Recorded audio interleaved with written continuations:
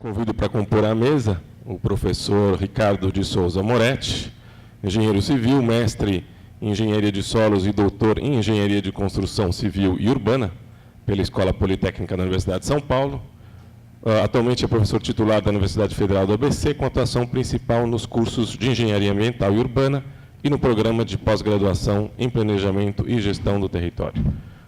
Foi pesquisador do IPT durante um longo tempo, com grande influência nos trabalhos envolvidos pelo IPT da Universidade de São Paulo, e atua principalmente nas áreas de planejamento territorial, habitação social, gestão de riscos, saneamento e mobilidade. Boa tarde.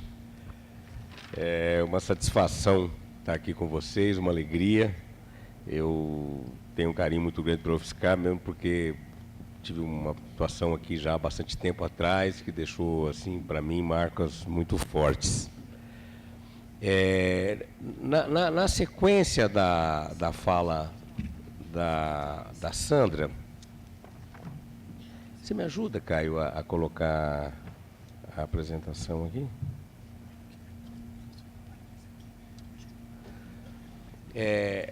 Eu gostei muito dessa transparência que mostrou que nós estamos num momento de disruptura, né? Foi o termo que você usou, né, Sandra? Disruptivo. É um momento disruptivo e que nós vamos adquirir uma nova estabilidade, porque eu quero acreditar mesmo, né? Depois de a gente ter esse episódio da portaria para, entre aspas, resgatar a tranquilidade do trabalho escravo, que na verdade nunca deixou de existir, mas resgatar o trabalho escravo. E depois da discussão da Previdência, realmente a gente conclui que está num momento disruptivo mesmo, né? Quer dizer, e a gente pensar que vai ter um novo equilíbrio, né, Sandra, é bem bom, né? Porque se continuar nessa disruptura que está aí, vai ser difícil, né? Mas eu vou fazer uma apresentação tentando ver o que poderia ser esse novo cenário de equilíbrio, né, de políticas urbanas e ambientais. Então, eu vou fazer uma análise, no meu olhar, de como que a gente poderia enfrentar alguns problemas que nós estamos vivendo na área da política urbana e ambiental. São 3 eixos, né? Os pequenos municípios, eu vou analisar um pouquinho que situação nós estamos vivendo nos pequenos municípios, analisar um pouquinho essa disputa entre os conflitos, né, o embate que nós estamos vivendo hoje entre interesses coletivos e os interesses individuais e de grupos. E, por último, nós vamos pegar um caso da interface urbano-ambiental para analisar, à luz desse caso, nós vamos ver como é que está esse embate, essa polêmica, esse enfrentamento aí. Bom, acho que todos vocês já pegaram um trabalho que começa falando que nós temos um rápido crescimento da população urbana, né? Quer dizer, se você... o setor de planejamento em geral criou uma imagem de que o Brasil é um país urbano, né? Completamente urbano, cada vez mais urbano. Aí, todos os trabalhos pegam 97% da população urbana, etc. e tal. Eu imagino alguém, um extraterrestre, uma pessoa de fora, que lesse os trabalhos desse, ele não conhece o Brasil nem nada, ele chegaria à conclusão que o Brasil é uma grande cidade, né? Que e que o modo de vida brasileiro é um modo de vida urbano, né? Quando você separa assim, você pegar os dados do censo, você vai verificar que nós temos mais ou menos cerca de 80 milhões de pessoas vivendo em grandes aglomerados metropolitanos mesmo, em cidades que são grandes polos, né? Depois você tem aí, na ordem de 45, 50 milhões, vivendo em arranjos populacionais, que embora não seja uma grande região metropolitana, ele monta ali, mesmo que o município seja pequeno, ele tem um arranjo populacional que se comporta ali numa rede, mora num lugar, trabalha no outro e tal. Mas a gente tem 80 milhões de pessoas vivendo em cidades pequenas e isoladas.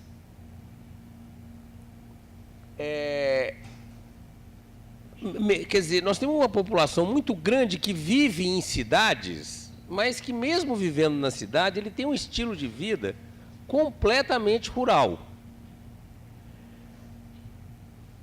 Essa imagem aqui é apertando no meio que aparece a bolinha?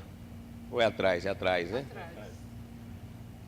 o que está em verde são os municípios que têm menos de 20 mil habitantes.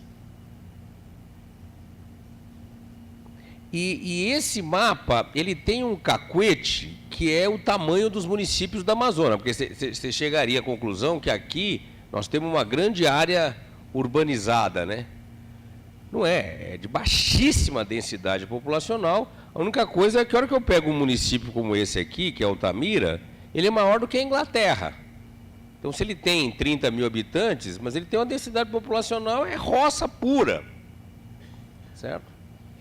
Aí você fala, mas isso é no Brasil, vamos ver o estado de São Paulo. Olha aqui no estado de São Paulo como é que é a situação.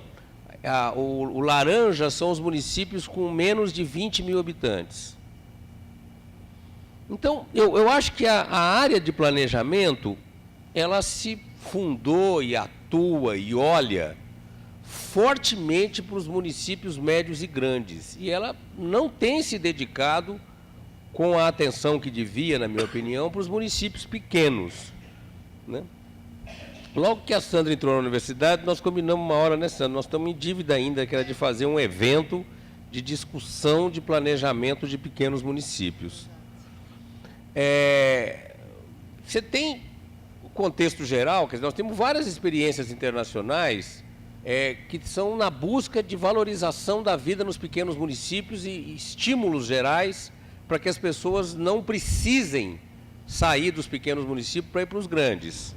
Na Espanha mesmo, tem toda uma política, tanto na área de informática como na área de saúde, que é para garantir. Vocês tiveram contato, né, Ricardo, com um grupo que trabalha nessa linha, que teve aqui na UFSCar, né? Agora, aqui, eu fico pensando, hoje no caminho, eu vim no carro com a Luciane e com a Karen, que está aqui, né? A Karen está aqui, as duas, né? A gente estava falando que castigo nesse mundo deve ser alguém ser um técnico de nível superior num município pequeno. Porque você pega um município de 10, 15 mil habitantes, tem 2, 3 profissionais de nível universitário. Todos os instrumentos de planejamento que são feitos são baseados em municípios médios e grandes. Só que naquele município desenvolver um plano para o município de 10 mil habitantes, parecido com o que eu faço para o município de 500 mil, é um absurdo. Só que quem concebe o sistema normativo olha para o município médio e grande, não olha para o município pequeno. Então, nós temos uma estrutura de planejamento que não está preparada para município pequeno. É só ver a questão de resíduos, né? O município de 10 mil habitantes, ele gera 5 toneladas de lixo.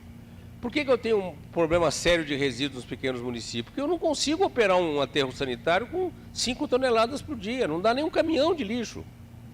Então, eu tenho uma lógica, o problema de resíduos no município de 5 mil habitantes é completamente diferente do município de 200.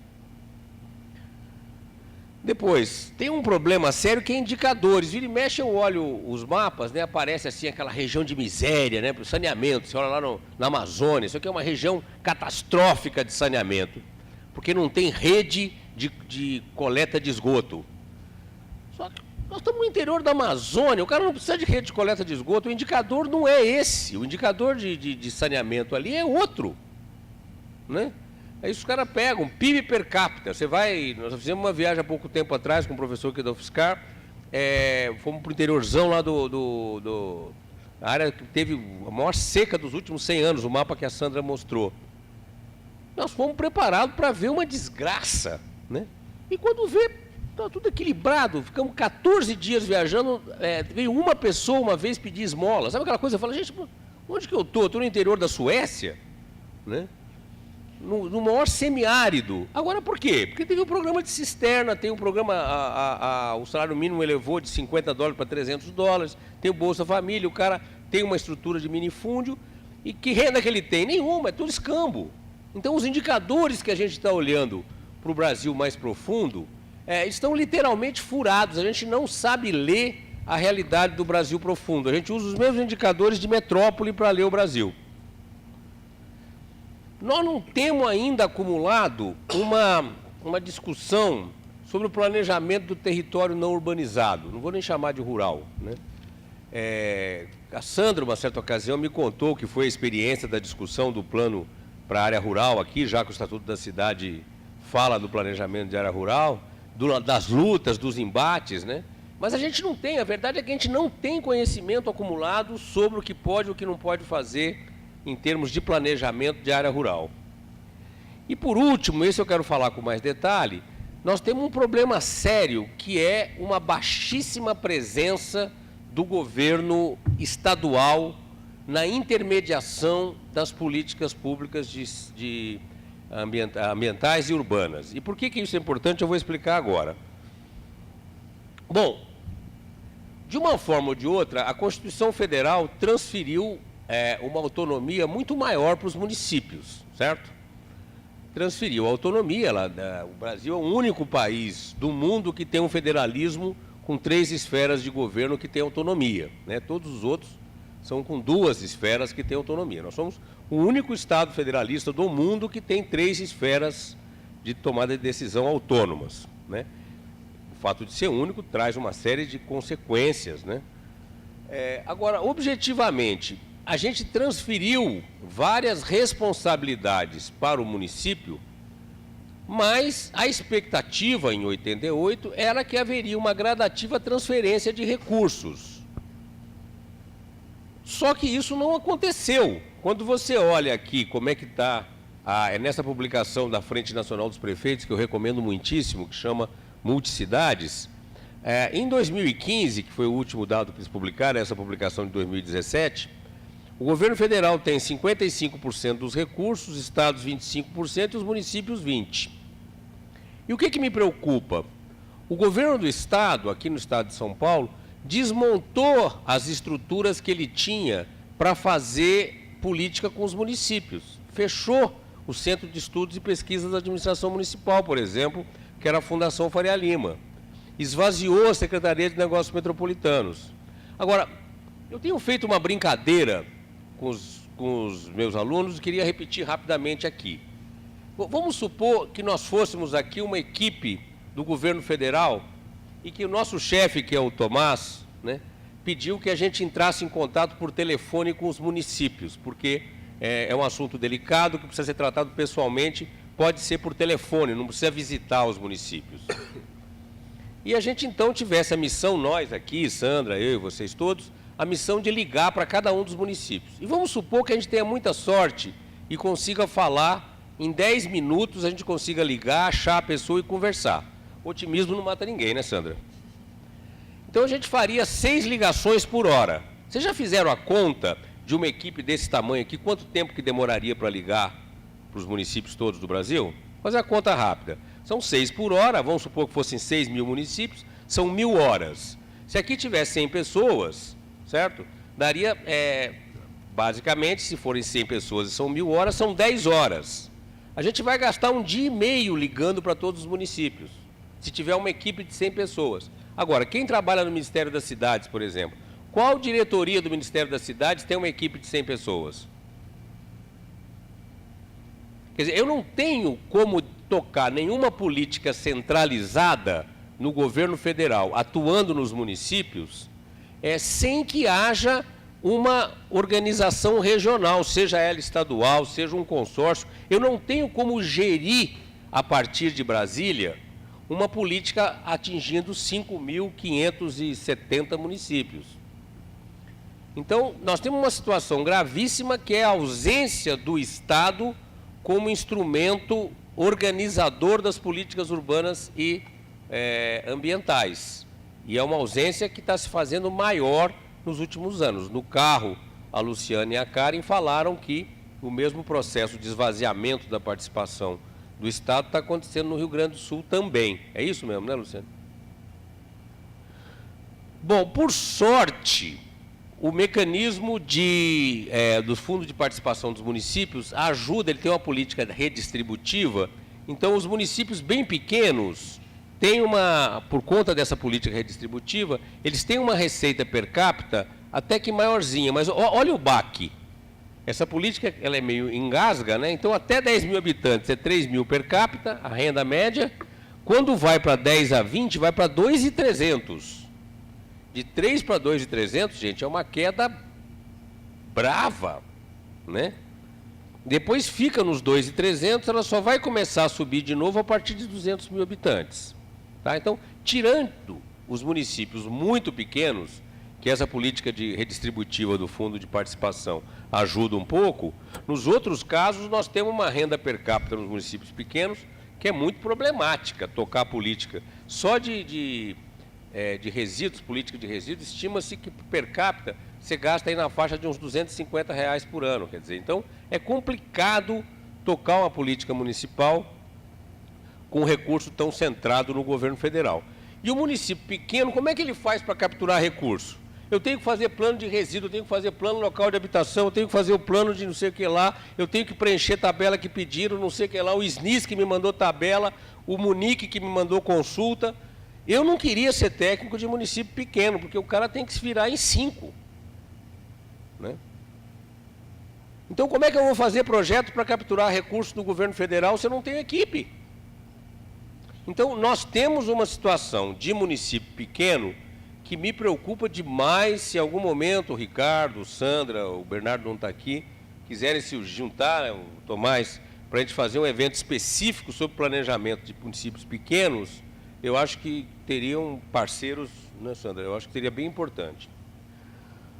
Mudando de assunto, e indo para essa questão agora do equilíbrio de disputas, né? A Sandra falou super bem que o planejamento se concretiza aí, a política pública, com diversos instrumentos, investimentos, isso, aquilo, outro, mas também com planos e leis. Né?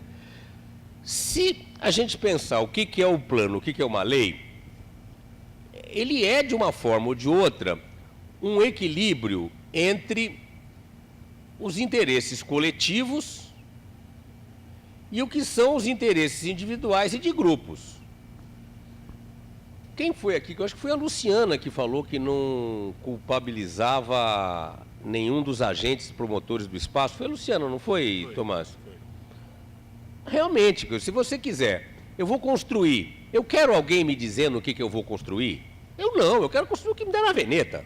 Eu quero fazer um loteamento. Eu quero alguém me dizendo como é que eu tenho que fazer o loteamento? Eu não, eu quero fazer o que me der na veneta, certo? Quer dizer, o interesse individual, a expectativa de fazer o que quiser é absolutamente humana. Eu, particularmente, não gosto de regra. Eu me submeto às regras em nome do interesse coletivo. É sereno esse processo? Claro que não. Claro que não. Então, entre as bobagens que se repetem, vira e mexe alguém fala, no Brasil tem lei que pega e lei que não pega. No Brasil é muito difícil fazer pegar a lei. Você vai olhar, tem publicação dos gregos falando da dificuldade de fazer que uma lei se cumpra. Ninguém gosta de... Como é que é aquela coisa que põe na boca do cavalo? Não é estribo, é... Cabresto. Ninguém gosta de cabresto, certo? Então, fazer uma lei pegar é basicamente uma luta entre interesses coletivos e interesses individuais que vão desembocar num plano de lei que põe cabresto em interesses individuais e de grupos. Quando se trata de grupo muito poderoso, não é fácil botar cabresto. Eu boto cabresto fácil nas instituições bancárias, que financiam Deus e o mundo, que colocam os deputados. Eu coloco cabresto fácil na bancada ruralista, desculpa, na bancada não, no grupo do agronegócio. Eles têm uma bancada do boi lá, eles têm centenas de parlamentares. Como é que eu ponho o cabresto para o povo? Quer dizer, então, quando o grupo é muito poderoso, eu queria fazer, que eu não sei, eu não sou bom para fazer essas coisas no PowerPoint, mas eu queria fazer uma animação, sabe, Tomás? Em que pegasse isso aqui, essa coisa aqui, fizesse um círculo, de vez em quando o interesse coletivo começa a ficar gordinho, ele vai empurrando e vai fazendo a lei. Né? De vez em quando é o contrário, eu tenho um grupo aqui muito poderoso, aí ele vai engordando, quando vê eu saio com um refis aqui, né, que eu vou lá e isento todo mundo, que foi o que falou aqui. Quer dizer, o interesse de um grupo foi mais poderoso do que o interesse coletivo. Né? Então, isso aqui, já que nós estávamos falando dos embates, né, Sandra, o pedido era para falar dos conflitos. A lei, ela é essencialmente um conflito. Né? E tem mais. Depois que a lei é aprovada, não significa que ela vai ser cumprida, mas também não é aqui, é no mundo todo. Quer ver um exemplo? Mesmo coisas que não vão para o planejamento urbano nem ambiental. Cinto de segurança no banco traseiro. Todo mundo aqui sabe que é lei, não sabe? Quem que usa sempre? Sempre, que nunca deixa de usar. Olha lá, temos 2. Eu também estou usando sempre agora. Certo? Bom, o que acontece? A cultura tem uma coisa que a gente pode chamar de maturação do interesse coletivo. Né? Quer dizer, se você pegar para que uma coisa, para que o interesse coletivo consiga ficar gordo aqui e virar um plano e lei e acontecer, eu preciso aquela coisa que a Sandra falou, que é o planning culture. Eu tenho que criar uma cultura de que aquele assunto é importante. Vamos pegar uns exemplos didáticos. Quando eu estava na faculdade, existia uma lei que proibia dirigir depois que bebeu. Certo? Eu muitas vezes dirigi depois de ter bebido. A sociedade não se impunha como sendo uma questão grave dirigir e beber. Não é que eu dirigia depois de ter bebido. As pessoas dirigiam. Agora nós estamos em plena fase de maturação do interesse coletivo. Não tem cabimento alguém dirigir e beber. Há pouco tempo atrás, né, nós tivemos um colega da pós-graduação lá, foi comemorar 1 ano de casado, saiu com a esposa na Cardeal Arco Verde, em São Paulo, veio um motorista embriagado, atropelou os dois, matou a mulher dele, quer dizer, depois eu fui junto com ele fazer a campanha contra, sabe, a impunidade desse negócio, etc. e tal, e gerou uma tremenda repercussão. Ou seja, a sociedade está maturando para aceitar que isso é uma conduta que não dá para aceitar mais. Quer ver outro exemplo divertido? Fumar. Já faz 16 anos que eu não fumo, ainda vi o Saldívia hoje, tem mais 5 minutos só. E ele comentou dos males do cigarro. Eu fumei no avião. Você fumou também, Ricardo? Olha lá, o Ricardo também fumou no avião. Nas festas, Tomás, você lembra? Nas festas fumava no ambiente fechado? Por um lado tinha uma fileira que fumava, fileira que não fumava. Quer dizer, a sociedade muda, mas enquanto não matura o interesse coletivo, é difícil que haja pressão, que essa bola aqui seja grande para mudar o cenário. Entenderam o que eu estou falando? Bom, rapidamente, nós temos uma coisa hoje que nós estamos fazendo plano de ideias, né? Tradicionalmente, quem foi formado aí em planejamento, um bom plano é o que tem um bom diagnóstico e boas ideias e propostas, né? Depois, aí surgem os questionamentos, né? Foi feito de forma participativa, ele foi transformado em lei, tá? Tudo bem, eu pergunto para vocês, basta isso? Basta boas ideias, um bom diagnóstico, boas propostas, transformar em lei e fazer um processo participativo? Não tem bastado, gente. Nós somos um festival. Alguns dos encontros da Ampur um encontro. Eu já vi alguns encontros que eu fiquei com a sensação de que era um dizendo para o outro o tamanho do seu fracasso. O meu fracasso foi maior que o seu. E o outro falava, não, eu fui barrado no baile mais vezes, eu perdi na Olimpíada. Parece uma festa de comemoração de quem conseguiu fazer um plano menos aplicado. Bom, eu acho que a gente tem que conduzir, e eu fiquei contente de ver que uma das oficinas aqui do encontro é uma oficina de plano de ação, né, que vai ter amanhã. Fiquei super com maior vontade de participar. Quer dizer, objetivamente, eu teria que produzir planos de ação. O que é um plano de ação? É combinar quem vai fazer o quê, quando, com qual recurso, né? Um plano de ação simples é muito melhor do que um plano de ideias absolutamente bem elaborado. Agora, qual que é a dificuldade de fazer um plano de ação? A grande dificuldade é que nem sempre o interlocutor, porque eu tenho que combinar com os interlocutores uma transformação. Se tem um interlocutor poderoso e forte que não quer aquela transformação, não se trata apenas de tentar mobilizá-lo. É um pouco de um abraço de urso que eu tenho que dar, certo? Então, dependendo da situação, não é fácil produzir uma ação que eu estou querendo tocar.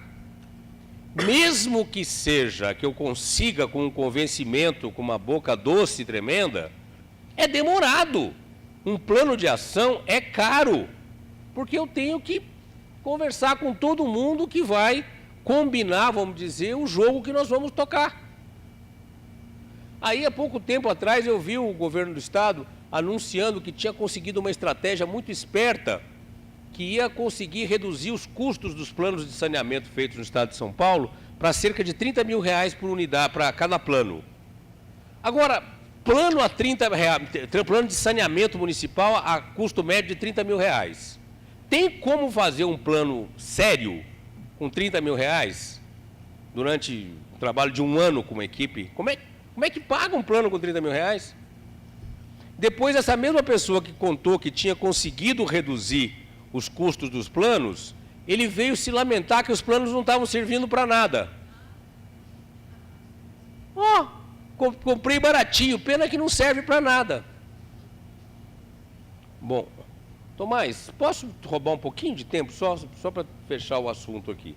Eu queria terminar essa fala dando um exemplo de que, em alguns casos, mesmo quando o interesse coletivo é claro, então vamos pegar, não vale situações em que eu não tenho ainda maturidade. Vamos pegar um caso, por exemplo, em que eu tenho maturidade, por exemplo, a recuperação da qualidade dos cursos d'água urbanos, certo? A gente cansa de ver, que a sociedade já está cansada de ver rio sujo, aquele negócio todo, certo? Então eu já tenho uma coisa. Quem seria contra hoje, né? Tem gente contra uma recuperação das águas no Brasil? Nós temos inimigo numa luta dessa? Inimigo nós não temos, mas vocês vão ver que nós temos adversários, certo? E alguns adversários parrudos, né?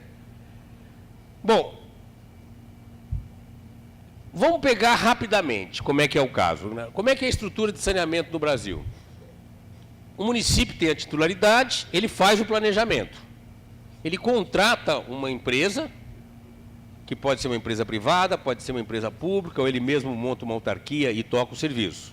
Quando ele contrata, por exemplo, quando ele faz um contrato de programa, ele precisa, de qualquer forma, ter uma agência reguladora que fiscaliza a implementação dos planos. Como é que é aqui no Estado de São Paulo mesmo? Quem faz o planejamento de saneamento na maior parte dos casos? Muitas vezes tem sido uma empresa contratada pela Sabesp. No caso, em 366 municípios é assim. Quem que executa o serviço de saneamento? A Sabesp. Mas aí nós temos uma agência reguladora, que seria um mecanismo de garantir a qualidade. Quem que fiscaliza os serviços da Sabesp? É uma agência reguladora que chama Arcesp. Quem que é dono mesmo da Sabesp? Está o capital aberto, né? Mas 51% é do Estado. Quem nomeia os diretores da Arcesp? O governo do Estado. Quem são mesmo as pessoas que são indicadas para compor a Arcesp? Uma predominância de ex-funcionários da Sabesp. Então, o que vocês acham de uma situação em que eu planejo, eu executo e eu me fiscalizo? É melhor do que perguntar para minha mãe qual é a opinião que ela tem de mim, certo? É lindo, é tudo uma maravilha, não tem crise. Nesse cenário, a companhia de saneamento dá um lucro de 2,94 bilhões em 2016. Não é milhões, hein, gente? Eu não errei a unidade, são bilhões. Então, no mundo todo, você tem dinheiro público que é levado para as empresas de saneamento para garantir que elas cumpram a função social. Aqui no Estado de São Paulo, a gente pega dinheiro da tarifa de água e coloca nos cofres do governo. Tem como dar certo? Para fechar o raciocínio, eu vou mostrar para vocês essa figura que mostra qual é o quadro que nós temos hoje. Eu vou ilustrar com 2 casos rápidos, Tomás. Casos verídicos. 1976, foi desenvolvido, onde eu trabalhava no IPT, coordenado pelo Marcos Montenegro, um vaso sanitário de baixo consumo, que reduzia o consumo nas descargas de 15 litros para 6 litros. E com a maior boa vontade, com a ingenuidade típica da juventude, nós fomos lá, o Montenegro foi procurar a Sabesp para tentar criar uma norma que tivesse vasos de baixo consumo. Ele foi, eu não fui, eu só ouvi o relato da reunião. Depois de um certo tempo volta, todo jururu, zancado. Ele falou, nós fomos lá conversar com o presidente da Sabesp, e a hora que nós apresentamos a ideia de um vaso que reduzisse drasticamente o consumo, ele foi super direto. Ele falou assim, mas quem disse para você que nós queremos economizar água? A nossa receita vem da água. A gente vende água. Tudo bem? Então, o que acontece? Um dos grandes desafios de uma área metropolitana de água é conseguir gestão de demanda. Fazer gestão de demanda, um órgão cuja receita vem da venda de água, é exatamente o que está nessa figura, né? Quer dizer, o benefício social seria um plano de gestão de demanda e o dinheiro está do outro lado. E tratamento de esgoto, vocês já ouviram falar? Que várias vezes tem os depoimentos. Depoimento de diretor da Sabesp, que diz o seguinte, tratar esgotos para a Sabesp é prejuízo. O cara fala em roda pequena, evidentemente, que ele não vai falar na televisão. Como é que num quadro desse eu consigo? Aí você tem as falsas verdades, as verdades após verdades, né, que é o termo mais chique do momento.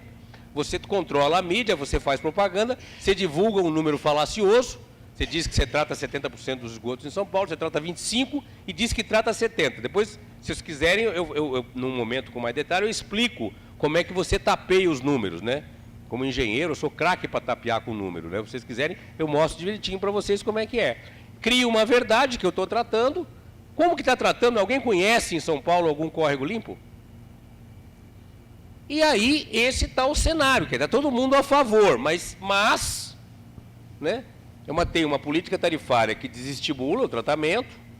Os planos municipais, quando eles são feitos, eu não consigo concatenar o plano de saneamento com o contrato de gestão. Eu tenho ligação cruzada, esgoto na água de chuva, que não interessa ninguém ir atrás e fiscalizar. Água de chuva, quem fiscaliza é o município, esgoto, quem cuida é uma companhia. Um órgão não conversa com o outro. E, por último, esse ingrediente que eu falei, que é o planning culture, que é a manipulação da mídia e da opinião pública. Para fechar, então, Tomás, eu não vou entrar na área das APPs, mas o que eu queria dizer é o seguinte, recuperação de cursos d'água. Não tem ninguém que é contra. Mas será que tem um grupo forte a favor? Contra não tem ninguém. Mas, hoje, nós teríamos que criar uma planning culture forte o suficiente, voltando lá naquela bola lá que eu falei que eu não consegui desenhar, Tomás, nós tínhamos que ter aqui um interesse coletivo de mudança desse cenário grande o suficiente para passar por cima dos interesses coletivos, interesses de grupos, né, que são os interesses hoje desses que estão. O salário de um diretor da Sabesp é fortemente impactado pelo lucro da companhia. Então, você impactar no lucro da companhia, você impactar na vida da sua direção. Quer dizer, eu tenho que ter uma bola aqui que mude esse quadro. Então, o que eu queria fechar dizendo é que, nesse embate, a gente tem uma responsabilidade muito grande, né, Tomás? Que é de criar uma pressão política que eu digo em termos de cultura, para a mudança do quadro. Desculpa, Sandra Tomás, de eu ter me estendido. Não, muito obrigado.